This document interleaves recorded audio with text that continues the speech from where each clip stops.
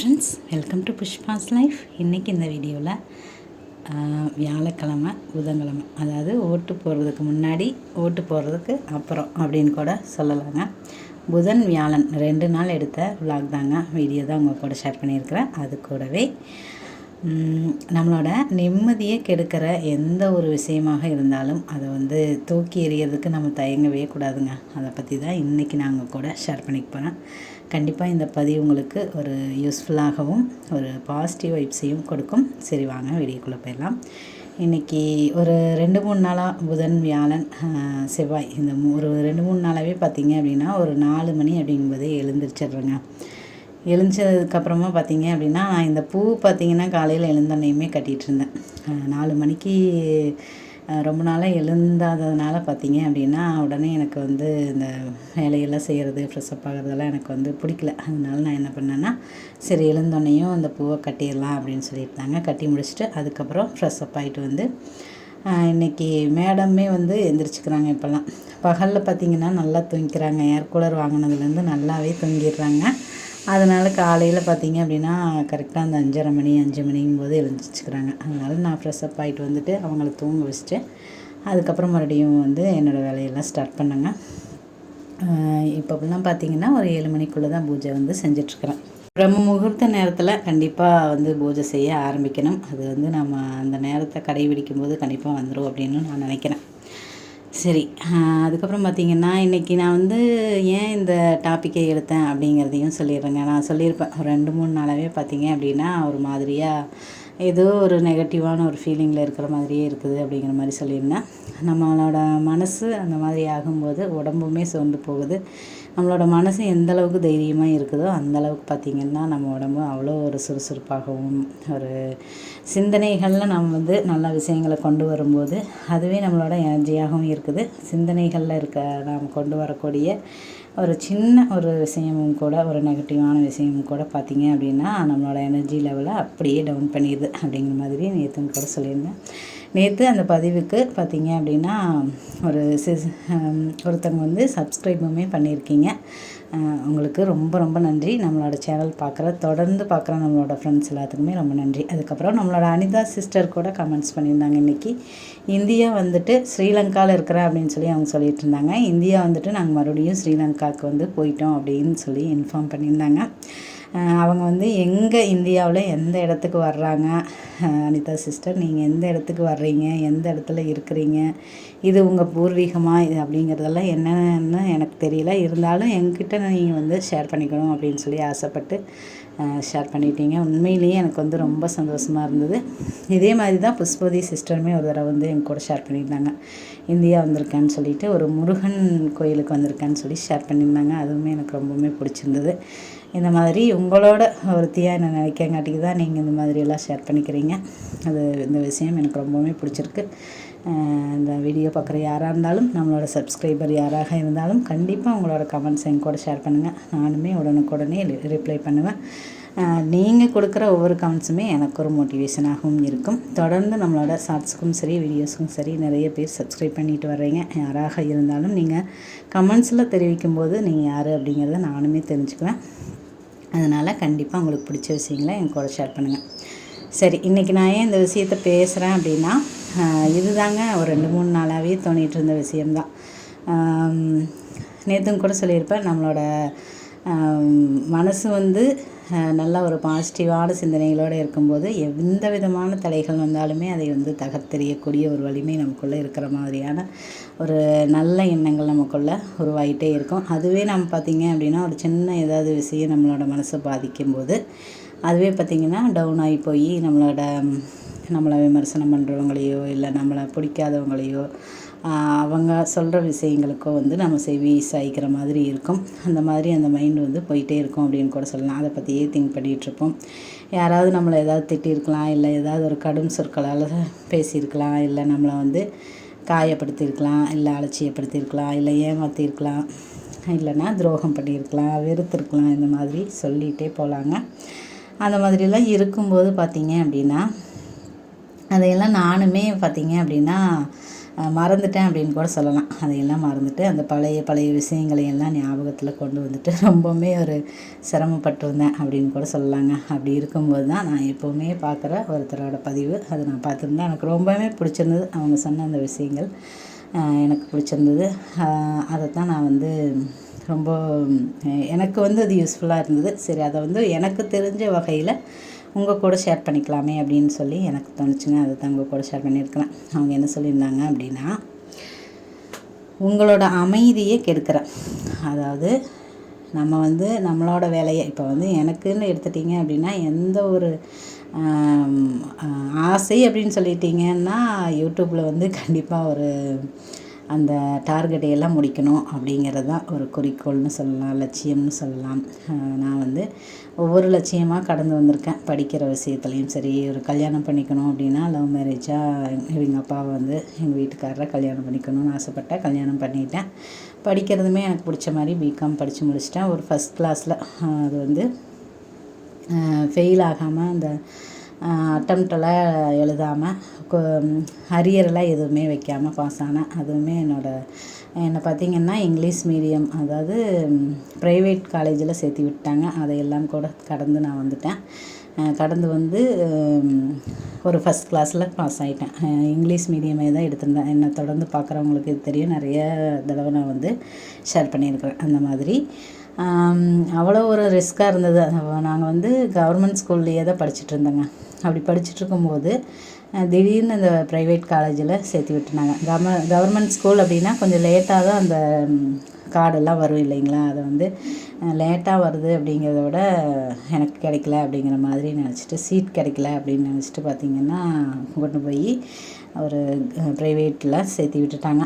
Friends எல்லாம் யாரும் இல்லாமல் தனியாக போய் ஒரு வழியாக என் கூட சேர்ந்த நிறைய என் கூடனா நான் சேர்கிற நேரத்தில் நிறைய ஒரு வேறு காலேஜிலேருந்து சேர்ந்த பொண்ணுங்கள்லாம் பார்த்திங்கன்னா தெரிச்சு ஓடிட்டாங்க அப்படின்னே சொல்லணும். கவர்மெண்ட் ஸ்கூலில் படித்த பிள்ளைகளுக்கு ஒரு பார்த்திங்க அப்படின்னா ப்ரைவேட்டில் படிக்கிறது அப்படிங்கிறது ரொம்ப ரொம்ப ஒரு கஷ்டமான விஷயம்.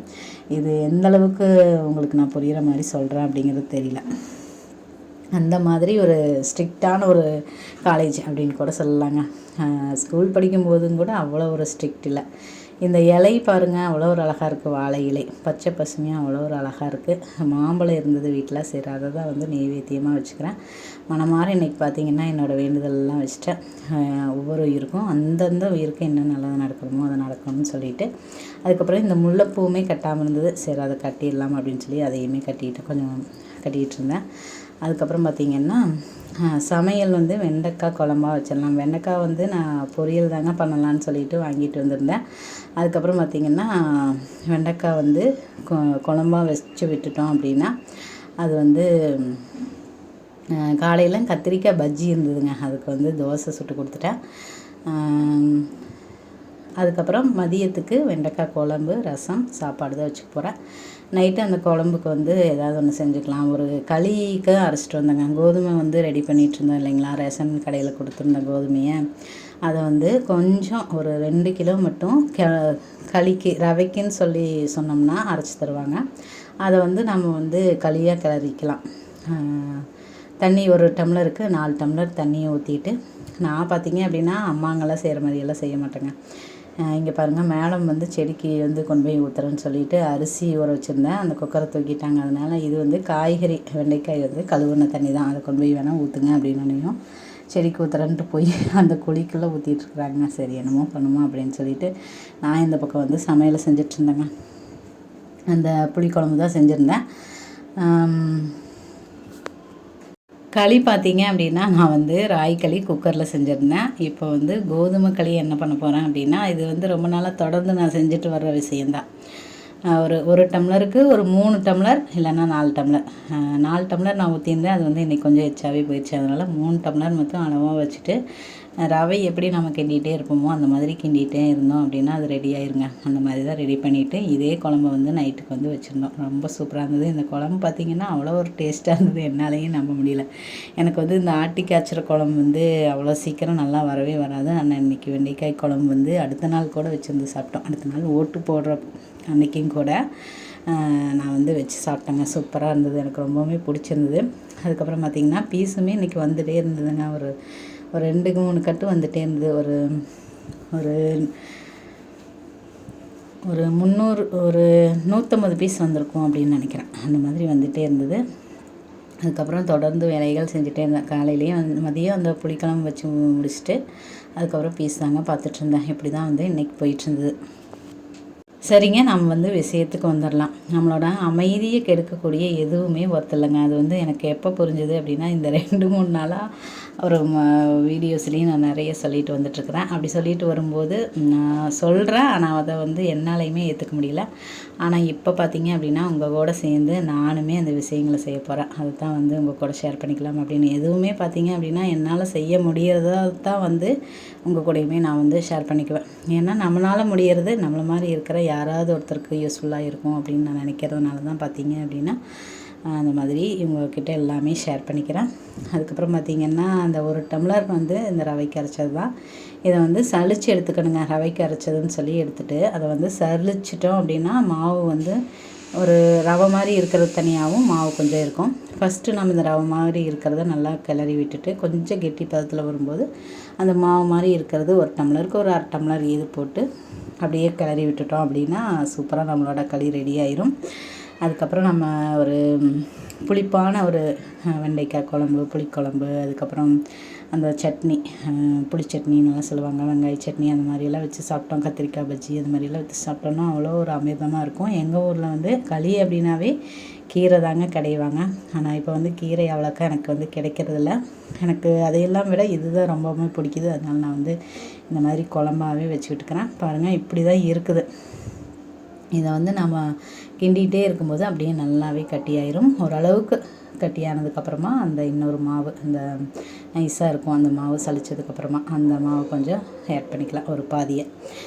நிலவு பார்த்திங்கன்னா அவ்வளோ ஒரு அழகாக இருந்தது இந்த நைட்டில். அதையுமே வந்து வீடியோவில் ஷேர் பண்ணிவிட்டேன். நீங்கள் எல்லாருமே இதை பார்த்துட்ருப்பீங்க அப்படின்னு தான் நான் நினைக்கிறேன். அதுக்கப்புறம் பார்த்திங்கன்னா அடுத்த நாள் இது காலையில் எழுந்தோனையுமே பார்த்திங்க அப்படின்னா இன்றைக்கி வந்து லேட்டாக தாங்க 4 மணிக்கு எழுந்திருக்கிறேன். எழுந்தோன்னையும் இந்த பூ தான் பாதி கட்டினா அதுக்குள்ளே மேடம் வந்து எழுந்திரிச்சிட்டாங்க. அவங்கள தூங்க வச்சுட்டு வந்துட்டு மறுபடியும் நான் வந்து இந்த பூ தாங்க கட்டிக்கிட்டேன். ஃப்ரெஷ்ஷப் ஆகிட்டு வந்துட்டு இந்த பூவை கட்டி முடிச்சிட்டேன். ஆனால் காலையிலேயே இன்றைக்கி வந்து பீஸ் வந்துருச்சுங்க. அதனால் நான் என்ன பண்ணேன் அப்படின்னா சரின்ட்டு பீஸை பார்த்து கொடுத்துட்டு அதுக்கப்புறமா நான் வந்து அரிசியும் ஊற போட்டிருந்தேன். அரிசி ஊற போட்டு பருப்பும் வேக போட்டேன். நான் வந்து சுரக்காய் சாம்பார் ஷார்ட்ஸில் வந்து மேரக்காய் சாம்பார்னு சொல்லி மாற்றி சொல்லிட்டேன். சுரக்காய் சாம்பார் தாங்க ரெடி பண்ண போகிறேன்.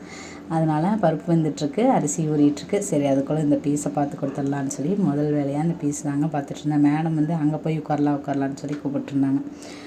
அதுக்கப்புறம் செடிக்கிட்ட போய் உட்காந்து அப்படியே பீஸ் பார்த்து கொடுத்துட்டு அதுக்கப்புறம் சமையல் வேலையெல்லாம் முடிச்சுட்டு அதுக்கப்புறம் தான் ஓட்டு போட போயிருந்தோம்.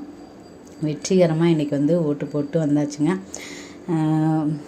ஏதாவது ஒரு மாற்றம் வருமா, ரிசல்ட் என்னன்னு தெரியல, வரும்போது தான் தெரியும். கண்டிப்பாக மக்களை ஒரு நேசிக்கக்கூடிய தலைவர்கள் நம்மளுக்கு வரணும் அப்படின்னு சொல்லி நானுமே இன்றைக்கி வேண்டிக்கிறேன்னு கூட சொல்லலாம். இன்றைக்கி நான் வந்து பூஜை எதுவுமே பண்ணலைங்க, சாயந்தரம் போல் தான் பண்ணேன். எந்த மாதிரி ரிசல்ட் வரும் அப்படிங்கிறது தெரியல. சரி பார்ப்போம்.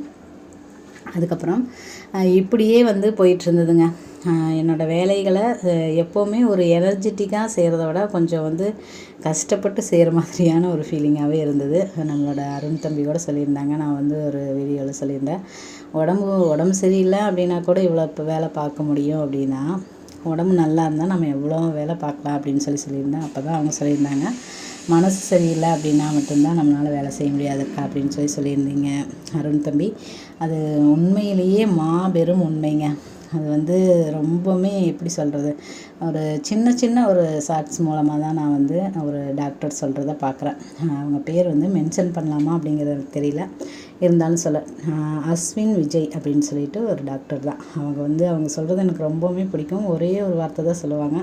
அந்த ஒரு வார்த்தையிலேயே நிறைய விஷயங்கள் வந்து எனக்கு தோணும். அதை தான் அவங்க கூட எப்போவுமே நான் ஷேர் பண்ணிக்கிறேன். ஆனால் எப்போவுமே அவங்க சொல்கிறத வச்சு எதுவும் பண்ணுறதில்ல, எனக்கு தோன்ற விஷயங்களை தான் சொல்கிறேன். ஆனால் இந்த 2-3 நாளாகவே பார்த்திங்க அப்படின்னா எனக்கு ஒரு மாதிரியாக எப்படி சொல்கிறது, ஒரு எனர்ஜெட்டிக் இல்லாத மாதிரியான ஒரு ஃபீலிங்காக இருந்ததுனால அந்த விஷயங்கள் எல்லாமே எனக்கு நான் தொடர்ந்து பார்த்ததுனாலேயே என்னமோ அந்த மாதிரி வந்திருந்தது. ரொம்பவுமே யூஸ்ஃபுல்லாக சொல்லியிருந்தாங்க. உங்கள் நிம்மதியை குலைக்கிற, அமைதியை கெடுக்கக்கூடிய, அவங்களோட எனர்ஜி லெவலை குறைக்கக்கூடிய இல்லை உற்சாகத்தை குறைக்கக்கூடிய அந்த மாதிரி எதுவாக வேணுனாலும் ஒரு மனசை சஞ்சலப்படுத்தக்கூடிய எதுவாக இருந்தாலும், அது மனிதர்களாக இருக்கலாம், சூழ்நிலைகளாக இருக்கலாம், அது எதுவாக இருந்தாலும் அது வந்து நமக்கு தேவையில்லை அப்படின்னு தூக்கி எறியக்கூடிய, நம்ம தூக்கி எறிஞ்சிடக்கூடிய அந்த தைரியம் வந்து நம்ம மனசுக்கு இருக்கணுங்க அப்படின்னு சொல்லியிருந்தாங்க. உண்மைதான். நான் பார்த்தீங்க அப்படின்னா தேடி தேடி தான் போவேன். என்னை வந்து அவ்வளோ சீக்கிரம் யாரையுமே வந்து என்னால் தூக்கி எறியவே முடியாது. என்ன விமர்சனம் பண்ணுறவங்களா இருக்கலாம், இல்லை என்னை காயப்படுத்தினவங்களா இருக்கலாம், வெறுத்தவங்களாக இருக்கலாம், எனக்கு துரோகம் பண்ணவங்களாக இருக்கலாம், யாரையுமே அவ்வளோ சீக்கிரம் பார்த்திங்கன்னா நான் வந்து தூக்கி எறியவே மாட்டேன் அப்படின்னு தான் சொல்லணும். ஏன்னா அந்த தூக்கி எறிகிறது அப்படிங்கிறது எனக்கு பிடிக்கவே பிடிக்காத ஒரு விஷயம். என்னை யாராவது தூக்கி எறிஞ்சிட்டாலும் சரி, மற்றவங்கள நான் தூக்கி எறிகிறது அப்படின்னும் சரி, ரொம்ப ரொம்ப கஷ்டமான விஷயம். அதை வந்து அவ்வளோ ஒரு இதாக சொல்லியிருந்தாங்க. அது ஏன் அதை வந்து அப்படி சொல்கிறேன் அப்படிங்கிறதையுமே சொல்லியிருந்தாங்க. என்ன அப்படின்னா, இதுவும் நம்மளை வந்து அழிச்சிக்கக்கூடிய ஒரு விஷயம்தான். இது தெரியாமல் நாம் அந்த தூக்கி எறியாமல் அதை வந்து மனசுலேயே வச்சுட்ருந்தோம் அப்படின்னா, நம்மளோட மனநிலையிலும் சரி, உடல்நிலையும் சரி, அப்படியே மாற்றங்கள் உருவாகிட்டே தான் இருக்கும். அது நமக்கே தெரியாது. அந்த மாதிரி மனிதர்களோடு நம்ம பழகிட்டே இருக்கும்போது நம்மளோட எனர்ஜி லெவல்லாம் குறைஞ்சி, நம்மக்கிட்ட இருக்கிற ஒரு நல்ல எண்ணங்கள் எல்லாம் குறைஞ்சி, எப்படி சொல்கிறது, உன்னோட நண்பன் யார் என்று சொல், நீ யார் என்று சொல்கிறேன் அப்படின்னு சொல்கிறத கேள்விப்பட்டிருப்பீங்க. அதே மாதிரி தான் நாம் வந்து நண்பராக ஏற்றுக்கிறோமே இல்லையோ, அந்த பழக்கத்தை அப்படியே கண்டினியூ பண்ணும்போது அவங்கக்கிட்ட இருக்கக்கூடிய அந்த கெட்ட சிந்தனைகளையோ இல்லை வேறு மற்ற விஷயங்களையோ தான் நாம் வந்து முதலாக ஏற்றுக்கணும். ஒரு பொறாமை குணமாக இருக்கலாம், கோபமாக இருக்கலாம், அது எதாக இருந்தாலும் நல்ல விஷயங்களை ஒரு மனிதர்கிட்ட இருந்து நம்ம ஏற்றுக்கிறத விட கெட்ட விஷயங்களை வந்து ஏற்றுக்கக்கூடிய ஒரு வாய்ப்பு வந்து நமக்கு அதிகமாகவே இருக்குது. அப்படிங்கிறதுனால அதை வந்து அப்படி சேர்வாரோடு சேர்ன்னு சொல்லுவாங்க. நண்பனை தேர்ந்தெடுக்கும் போது கவனமாக இருக்கணும்னு சொல்லுவாங்க. அது வந்து எதுவாக இருக்கலாம். நான் பார்த்தீங்க அப்படின்னா எல்லாத்தையுமே வந்து ஒரு ஃப்ரெண்ட்ஷிப்போடையே தான் பழகுவேன். அதனால் நான் கவனமாக இருக்கிறது அப்படிங்கிறது ரொம்பவுமே முக்கியம் அப்படிங்கிற அந்த உண்மை வந்து எனக்கு உண்மையிலேயே ரொம்பவுமே புரிஞ்சுதுங்க. ஏன்னா நம்மளோட வேலைகளை எல்லாம் கூட மறந்துட்டு மற்றவங்கள பற்றி நினச்சி ஃபீல் பண்ணிகிட்டு இருக்கக்கூடிய நிலைமைக்கு நம்ம போயிடக்கூடாது. அப்படி போயிட்டுருந்தோம் அப்படின்னா உண்மையிலேயே நான் செய்கிற இந்த வேலைகளை கூட என்னால் நிம்மதியாக செய்ய முடியல அப்படின்னு தான் நான் சொல்லுவேன். அந்த மாதிரி தான் இருந்தது. அவ்வளோ ஒரு சுறுசுறுப்போடையும் ஒரு எப்படி சொல்கிறது, ஒரு பாசத்தோடையும் நேசத்தோடையும் செய்யக்கூடிய என்னோடய பூஜை வேலைகளாக இருக்கலாம், என்னோடய இந்த சின்ன சின்ன வேலைகள் தான். அதை கூட நம்ம வந்து ஒரு நிம்மதி இல்லாமல் ஏதோ ஒரு போட்டு நம்மளை அழுத்துற மாதிரியான ஒரு ஃபீலிங்கோடு செய்யணும் அப்படிங்கிற ஒரு விஷயம் நம்மளுக்கு கட்டாயம் இல்லை. அதை வந்து தூக்கி எறிகிறது அப்படிங்கிறது நம்ம கையில் தான் இருக்குது. கண்டிப்பாக அதை வந்து நம்ம தூக்கி எறிஞ்சு தான் ஆகணும். அதுதான் நம்மளோட அழிவுக்கு காரணமாக இருக்குது அப்படிங்கிற ஒரு விஷயத்தையுமே நம்ம புரிஞ்சுக்கிட்டோம் அப்படின்னா அந்த மாதிரி விஷயங்களை கண்டிப்பாக நம்ம வந்து செய்ய தயங்கலாம். செய்யறதுக்கு வந்து முயற்சி பண்ணியே ஆகணும். எனக்கு நிறைய ஃப்ரெண்ட்ஸ் வந்து சொல்லிகிட்டே இருக்கிறாங்க. ஆனால் அது வந்து எனக்கு கற்றுக்கிறதுக்கு உண்டான அந்த வாய்ப்பு வந்து கிடச்சிட்டே தான் இருக்குது. கொஞ்சம் கொஞ்சமாக அதை நான் கற்றுட்டு வந்துட்டுருக்கேன் அப்படின்னு கூட சொல்லலாம். என்னோடய நினைவுகளில் இருந்த அந்த ஏமாற்றங்களோ துரோகங்களோ இல்லை என்னை விமர்சனம் பண்ணுறவங்களோ அந்த பதிவு பார்த்ததுலேருந்து நான் தூக்கி எறிஞ்சிட்டேங்க. அதை தூக்கி எறிஞ்சதுக்கப்புறம் தான் பார்த்தீங்க அப்படின்னா எனக்கு வந்து அவ்வளோ ஒரு நிம்மதியாக இருந்தது மனசுக்கு. இல்லைன்னா போட்டு அழுத்திக்கிட்டே இருந்தது. நமக்கு காரணமே தெரியாமல் அவங்க கூட வந்து அவங்க சொல்கிறதையோ இல்லை அவங்க செய்கிறதையோ நம்ம வந்து யோசிச்சுட்டே இருக்கிற மாதிரி இருக்கும். நான் ஏன் இப்படி சொல்கிறேன் அப்படின்னா, நம்ம நிறைய நேரத்தில் மற்றவங்களுக்காக இறக்கப்பட்டு நம்மளை நாமளே அழிச்சிக்கக்கூடிய விஷயத்தை தான் செஞ்சுக்கிறோம். நான் அப்படி தான் பண்ணுறேன். அதைத்தான் நான் வந்து என்ன மாதிரி இருக்கிறேன், யாரோ ஒருத்தருக்காவது இது யூஸாக இருக்கும் அப்படிங்கிறதுக்காக தான் நான் சொல்கிறேன். ஏன்னா என்னோடய வேலைகளில் நாம் வந்து நம்மளோட வேலைகளில் நம்ம கரெக்டாக இருக்கும்போது ஒரு சில விஷயங்களை நம்ம தவிர்த்துக்கிறது அப்படிங்கிறது முக்கியம். அது மனிதராக இருக்கலாம், விஷயங்களாக இருக்கலாம், நாம் செய்யக்கூடிய செயல்களாக இருக்கலாம். அது எதுவாக இருந்தாலும் அதை தவிர்த்துக்கிட்டோம் அப்படின்னா தான் நம்மளை நம்ம வந்து அழிச்சிக்காமல் உருவாக்கிக்கக்கூடிய சூழ்நிலை, நல்லபடியாக உருவாக்கக்கூடிய சூழ்நிலை உருவாகும். ஏன்னா அந்த சிந்தனைகள் அப்படிங்கிறது எப்படி வேணும்னாலும் மாறும். அதை நாம் பாசிட்டிவாக கொண்டு போயிட்டே இருக்கும்போது தான் அந்த சிந்தனைகள் நமக்கு நல்ல விஷயங்களை தரும். நம்மளுக்கு எல்லா விதத்துலேயுமே அது வந்து யூஸ்ஃபுல்லாக இருக்கும்.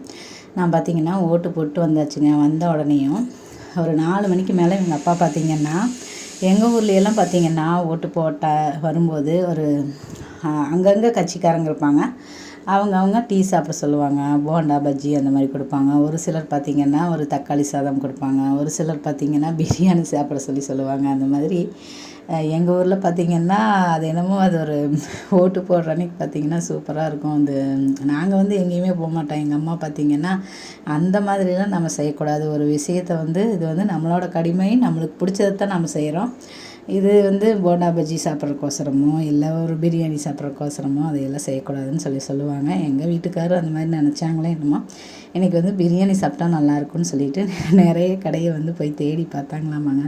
எங்கேயுமே பிரியாணிலாம் எல்லாம் காலி ஆயிடுச்சாமா. அந்த அளவுக்கு பார்த்திங்கன்னா இன்றைக்கி வந்து எல்லாருமே அந்த மாதிரி தான் இருப்பாங்க போல இருக்கு. நீங்களாம் எப்படி இருந்தீங்க அப்படிங்கிறத கண்டிப்பாக வந்து எனக்கு வந்து கமெண்ட்ஸில் ஷேர் பண்ணுங்கள்.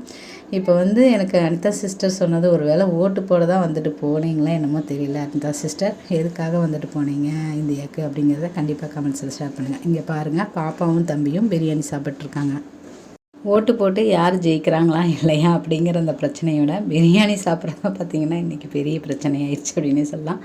சரின்ட்டு அவங்களும் பிரியாணிலாம் செஞ்சுட்டாங்க. நானுமே கொஞ்சம் ஹெல்ப் பண்ணேன். நான் வந்து காலையிலேருந்து பார்த்திங்கன்னா சாமி கும்பிட்னதுனால நான் வந்து சாமி கும்பிட்டே சாப்பிட்டுக்கிறேன்னு சொல்லிட்டு நான் வந்து சாமியெல்லாம் கும்பிட்டு அதுக்கப்புறம் தாங்க நான் சாப்பிட்டேன். பூஜை என்னோடய வேலைகளை முடிச்சுட்டு அதுக்கப்புறம் தான் சாப்பிட்டேன். அப்புறம் தான் எனக்கே பார்த்திங்கன்னா மனசுக்கு ஒரு நிறைவு வந்தது. உங்களை காயப்படுத்துகிற எதுவும், உங்களோட அமைதியை கெடுக்கிற எதுவுமே கண்டிப்பாக நீங்கள் வந்து அதை தூக்கி எறிய யாருமே தயங்காதீங்க. அதை தான் இந்த வீடியோவில் நான் தெரிவிச்சுக்கிறேன். அது மனிதர்களாக இருக்கலாம், சூழ்நிலைகளாக இருக்கலாம். இதை ஏன் நாம் வந்து தெரிஞ்சுக்கணும் அப்படின்னா, நம்மளை நாம் அழிச்சிக்காமல் ஒரு நம்மளோட நம்மளுக்கு பிடிச்ச விஷயங்களாக இருக்கலாம், நம்மளாக இருக்கணும் அப்படின்னா கண்டிப்பாக அந்த விஷயத்தை நம்ம செஞ்சே ஆகணும். நம்மளை நாம் உருவாக்குறக்கூடிய நம்மளோட மற்ற விஷயங்களை நம்ம ஈடுபடணும் அப்படின்னா கண்டிப்பாக நம்மளோட நிம்மதியை கெடுக்கிற எதையுமே நம்ம வந்து மனசில் வச்சுக்கவும் கூடாது. அது தூக்கி எறிகிறதுக்கு தயங்கவும் கூடாதுங்க. ஓகே ஃப்ரெண்ட்ஸ், இந்த பதிவு உங்களுக்கு யூஸ்ஃபுல்லாக இருந்திருக்கும் அப்படின்னு சொல்லி நான் நம்புகிறேன். மீண்டும் ஒரு நல்ல பயனுள்ள பதிவுடன் உங்களை சந்திக்கிறேன். அதுவரை உங்களிடமிருந்து விடைபெறுவது நான் உங்களுடைய அன்புள்ள தோழி புஷ்பா. இந்த வாழ்க்கை நமக்கும் நம்மளை சுற்றி இருக்கிறவங்களுக்கும் மகிழ்ச்சியவே தரட்டுங்க. தேங்க்ஸ் ஃபார் வாட்சிங் ஃப்ரெண்ட்ஸ். தேங்க்யூ.